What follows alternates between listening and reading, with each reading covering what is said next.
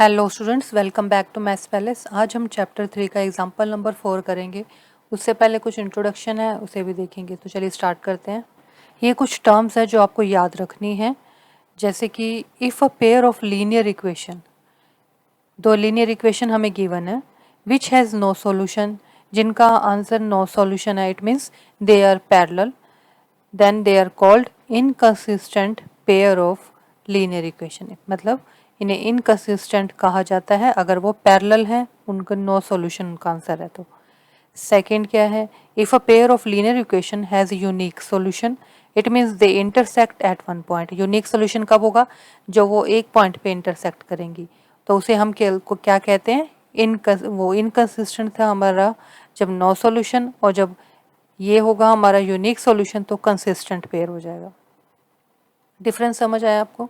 No solution पे inconsistent रहेगा, unique जिसमें इंटरसेक्शन होता है एक ही पॉइंट पे, उसे हम कंसिस्टेंट पेयर कहते हैं।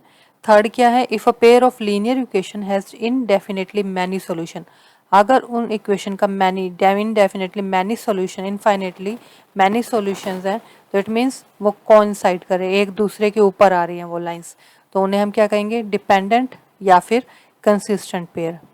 ठीक है, तो इट मीन्स ये दोनों क्वेश्चन, अगर ये दो सिचुएशन आती है तो कंसिस्टेंट पेयर होगा, और अगर सिर्फ नो सॉल्यूशन की हमारी कंडीशन आती है जिसमें पैरेलल होती है लाइंस, तो उसमें इनकंसिस्टेंट होगा।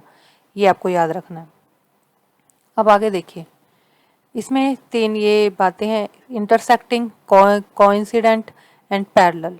देखिए, अगर हमारे पास कोई इक्वेशन गिवन है, जैसे ये इक्वेशन हमारे पास गिवन है, एक इक्वेशन और ले लेते हैं। ठीक है, अब देखिए ये जो फर्स्ट इक्वेशन है 2x, ये हमारा क्या है? a1। जो a1 इट मीन्स ये जो 2 है ये a1 है। 4 क्या है? a2 है। ये a1 है। 4 हमारा a2 है। 3y में 3 हमारा b1 है। 5y में 5 हमारा b2 है। 1 हमारा c1 एंड 5 हमारा c2। ये आपको याद रखना है, क्योंकि अब जो आपकी नेक्स्ट एक्सरसाइज आएगी उसमें इनका कंपैरिजन पूछा हुआ, इसके थ्रू आपको बताना है इंटरसेक्टिंग है, कोइंसिडेंट है, पैरेलल है, मींस की कंसिस्टेंट है, जो अभी हमने पढ़ा है कंसिस्टेंट है या इनकंसिस्टेंट है। ठीक है, ये बताना हमें। तो कैसे होगा? इस तरह की इक्वेशन आपको गिवन होंगी तीन, जैसे 2x + 3y = 1 है, तो पहले वाला जो ये x के साथ जो वेरिएबल गिवन है, ये वाला हमारा जो भी हमारा डिजिट गिवन होगी, इसे हम क्या कहेंगे? a1, और नीचे जो इक्वेशन सेकंड इक्वेशन का a2 हो जाएगा, प्लस 3y, y के साथ जो गिवन है वो हमारा b1, और सेकंड नीचे जो सेकंड इक्वेशन में होगा वो b2 हो जाएगा। और लास्ट डिजिट्स जो होती हैं वो जिनके साथ कोई भी वेरिएबल नहीं है, x और y में से कुछ भी नहीं होगा, वो हमारी c1 और c2 होती हैं। तो अगर a1/a2 not equal to b1/b2 है, तो वो इंटरसेक्टिंग है, मीन्स वो इंटरसेक्ट कर रही हैं वो लाइन्स एक दूसरे को, और इंटरसेक्ट कर रही हैं तो हमारा क्या होगा सॉल्यूशन? देखिए, अगर वो एक पॉइंट पे इंटरसेक्ट करती हैं तो यूनिक सॉल्यूशन होता है और कंसिस्टेंट पेयर होता है। क्लियर? सेकंड देखिए, अगर वो कोइंसिडेंट है, इसमें क्या होगा? a1/a2 equal to b1/b2 equal to c/c2।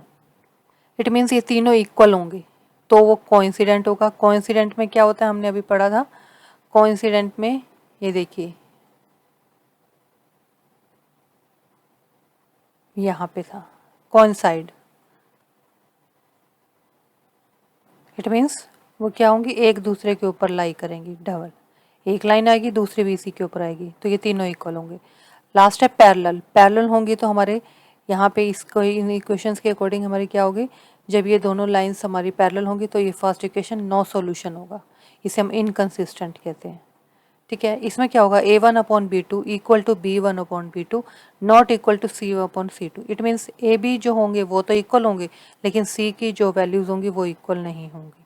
ठीक है, अगर a1/b2 और b1/b2 इक्वल नॉट इक्वल है तो इंटरसेक्टिंग है एट वन पॉइंट। ठीक है, और अगर वो तीनों ही इक्वल है तो कोइंसिडेंट या कोइंसाइड कहते हैं, जो एक लाइन दूसरे के ऊपर आएगी। और अगर वो पैरेलल है दोनों लाइंस, तो पहले दो ए बी इक्वल होंगी, सी उसके इक्वल नहीं होगा। ठीक है, ये रूल है, बस आपको ये याद रखना है। चलिए एग्जाम्पल के थ्रू समझते हैं। एग्जाम्पल नंबर 4 में हमारे पास गिवन है, check whether the pair of this equations is consistent. ये बताना है क्या ये कंसिस्टेंट है, अगर है तो इसे हमें ग्राफिकली शो करके दिखाना है। तो हमारे पास गिवन है x plus 3y equal to 6 and 2x minus 3y equal to 12। अब देखिए अन दोनों इक्वेशंस की हम क्या निकालेंगे, वैल्यूज़। अच्छा, इसमें एक चीज़ मैं और बता दूं आपको, अगर हम इस वाले फॉर्मूले के हिसाब से चलें तो इसमें हमारा ग्राफ कैसा बनना चाहिए, इंटरसेक्टिंग। ठीक है, एक पॉइंट पे इंटरसेक्ट करता हुआ बनना चाहिए, क्योंकि इसमें a1/b2 not equal to b1/b2 है। देखिए यहाँ a1 क्या है हमारा, x के साथ कुछ नहीं है तो 1 माना जाएगा, b2 हमारा 2 है, इक्वल टू 3 है, y हमारा b1 अपॉन में b2 क्या है हमारा -3। तो ये दोनों अगर इसको क्रॉस भी कर दें तब भी 1 आ रहा है और यहाँ 1/2 है। ठीक है, तो ये नॉट इक्वल टू आ रहा है, तो इट मीन्स ये हमारी पहली सिचुएशन आ रही है इंटरसेक्टिंग। तो हमारी जो भी हम ग्राफ पे शो करेंगे वो ऐसे आनी चाहिए, हमारी लाइन मीन्स इंटरसेक्ट होनी चाहिए एक पॉइंट के ऊपर।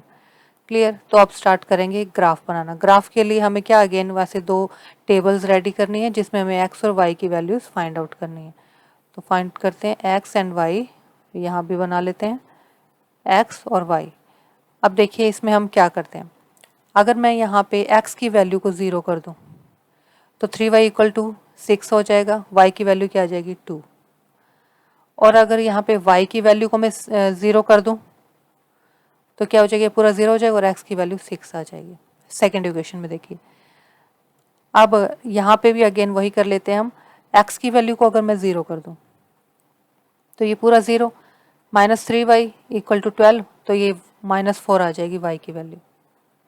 ठीक है, अब देखिए अगर इसको हम 0 कर दें तो y को, तो 2x इक्वल टू 12, x की वैल्यू, y को हमने 0 किया तो 2x इक्वल टू 12, तो x की वैल्यू 6 आ जाएगी। अब हमें ग्राफ बनाना है, तो चलिए ग्राफ बनाते हैं।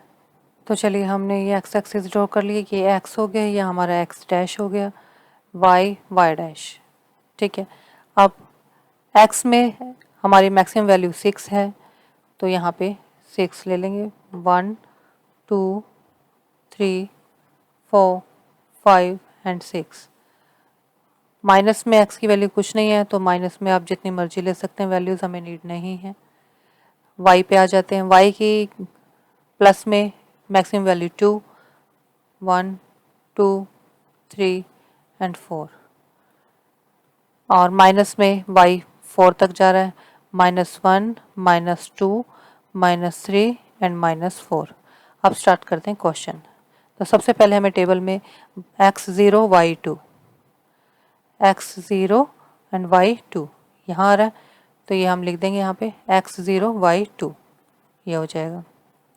Second 60 x6 y0 x6 y0, ये हो जाएगा।